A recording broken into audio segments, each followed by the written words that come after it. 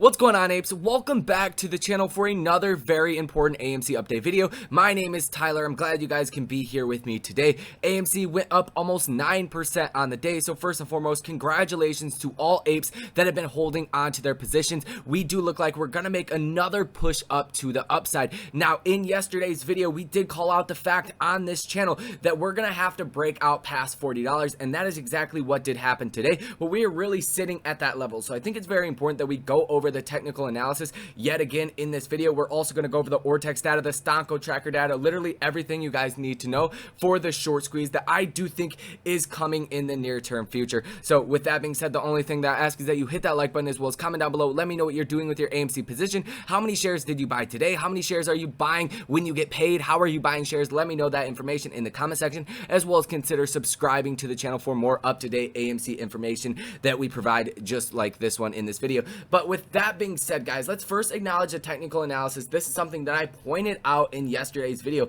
that I did think we were going to see that gap up to about $40. That was about $3.50 away from where we did close on Friday, and that is exactly what we did see today, currently sitting at $40.15. So the fact that we are still above this $40 price by close today is a great sign going into the rest of the week. And just as you guys can see from this trend line that I have drawn from the last video, we are following this trend line to a T. We are now almost in a confirmed bullish trajectory ever since we did hit that low of $31.10, and that was on July 15th. So I do think we're looking for that next leg up. Obviously, like I pointed out in the last video, we have to break out past this 200-day moving average, which is now currently at $48.26. But as you guys can see back here on July 21st, when we did go to $46.50, that was right on the 200-day moving average. It literally got rejected at that moment. So if we do break out past this 200-day moving average, then it looks like we're clear to go to at least 50,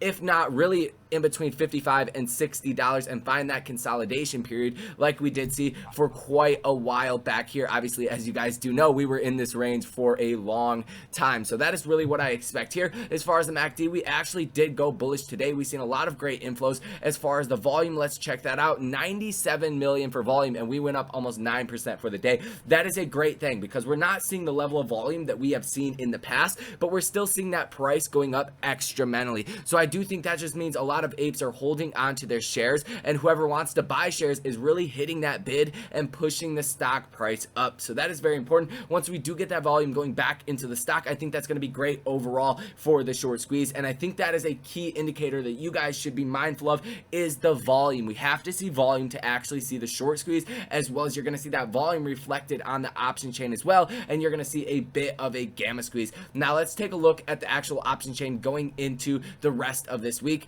and we're looking at in between about 1200 on the lower end, 844 at the 44.50 strike, and then at the higher end you're looking at about almost 7,300 at the $45 strike. So there's some level of gamma activity that may go into play here, and I do think that's why I said on the last video this $40 strike will be very important, because we did have over 10,000 for open interest. So it does look like that did help us gap up to this $40 price. Now we're gonna have to see if this delta hedging that hedge funds and institutions and market makers, whoever sold these calls, will have to do, will actually play a role in helping to get us up to this $45 strike. That is where you should see that next level of stability, and then obviously, like I said, go to 50, and then obviously 55 to 60. So that is something I do expect. I wouldn't per se expect a gamma squeeze, nothing like we did see here, going from $12 to $72.62 closing for June 2nd. But nevertheless, you could see this price stability once you do get a lot of these options running into the money and the market makers actually buying the shares. Now let's get into the Ortex data, guys. The short interest change of negative 1.02%, return shares 4.68 million, borrowed shares 3.7 million. So they are saying that we did have 971.98 thousand shares that were covered. Keep in mind, this is T+2 settlement time, so we will not know the full extent of what did happen for today until we do get to Wednesday. But keep in mind, the Ortex data is kind of sketchy. A lot of people don't believe in it. I don't really believe in it myself. But even if these numbers, like I'll say in every single video, even if these numbers are legit, and you're looking at 14.64% short interest percentage of free float, and almost 75 million shares that currently have to be bought back that are sold short, that is still a very large amount. And considering you have a whole group of people that are waiting to get into the stock for the trade, for the actual short squeeze once that does start. But you are also going to see hedge funds and institutions that take the winning side of the trade, aka buy the stock along with the apes, just like we seen during the first round of the short squeeze and the second time with the actual gamma squeeze. And we do see this reflected in the Fintel data. We are getting the 13F filings. They are starting to roll in now, and you guys can see the amount of green that is here. These are new long positions. These are long positions in AMC from hedge funds and institutions straight from these 13F filings. Only a select few that have actually sold out, but specifically from July 26th, which was today, from July 23rd, these are the big days that we did get a lot of these 13F filings that were published. You could see much more buys than actual sells, and considering AMC stock has ran up so hard, more people, more firms are continuing to buy the stock. That is a clear telltale sign that we are looking for further price action going ahead into the future, and ultimately the mother of all short squeezes. Now let's take a look at the Stock Tracker data, guys. Something that I want to point out is the dark pool percentage is continuously going up.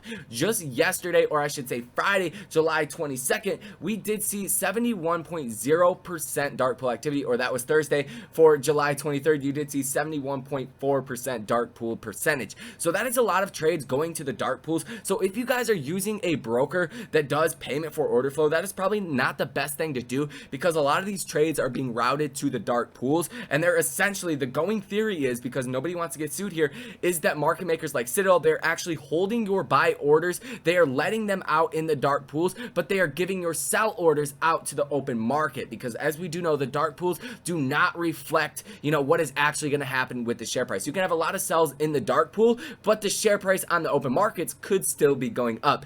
It's a weird, tricky situation, but there's really not much we can do besides switch our brokers. So if you guys want a brokerage that does not use payment for order flow and your AMC orders will go straight to the lit exchanges, check out the link down below in the description for Public. It is a great brokerage, no deposit necessary, no need to link a bank account. You get your free stock in about 3 minutes time, and like I said, they do not use payment for order flow, so your orders go straight to the lit exchanges.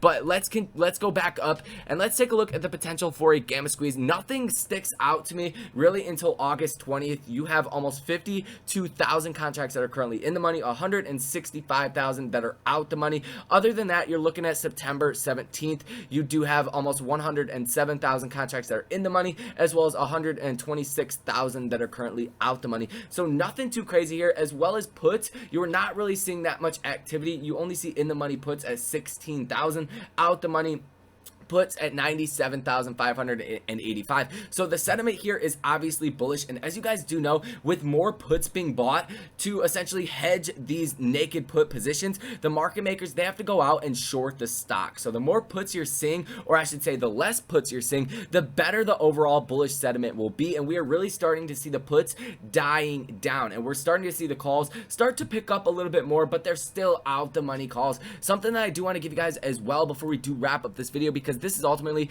all you guys do need to know, is a lot of people that are still buying these super out the money calls. The market makers are collecting all of this free premium. They are not buying any shares, or aka delta hedging these positions. They are keeping this money. Ultimately, we are giving them a free flood of liquidity, and they don't have to cover their short positions by collecting millions of dollars per day off the backs of us, because we are choosing to buy contracts that are in between the $80 and the $125 strikes. Now, this is a good thing to do once the short squeeze or the gamma squeeze does start, because you'll have a higher likelihood of actually seeing market makers start to hedge these contracts before they get close.